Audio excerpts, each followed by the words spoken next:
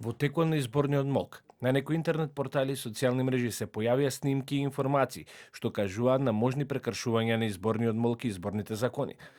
Според изборниот законник, за време на изборниот молк е забрането какво било вршење политичка промоција, вклучително и активности кои би можеле да се сметаат за изборна кампања.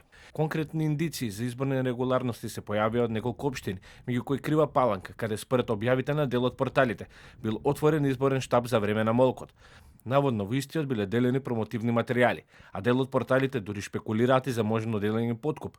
Слични наводи се појавија и за други места, како Прилеп и Куманово и селото Дорфулија, каде според неофицијални информации одредени лица биле затекнати во наводна распределба на подкуп, пошто случајот бил пријавен во Министерството за внатрешни работи. Снимки од така наречени мини митинзи за време на изборниот молк се објавени од Кичево и Желино. Во друг случај, Министерството за внатрешни работи информираше дека во село во општина Чашка, поради сомнение за изборен подкуп, бил извршен претрес, при што била одземена одредена сума на пари и мобилен телефон. Дополнително, Државната изборна комисија информираше дека е поништена една кандидатска листа за советници за град Скопје, откако било утврдено дека на листата е кандидирано починато лице.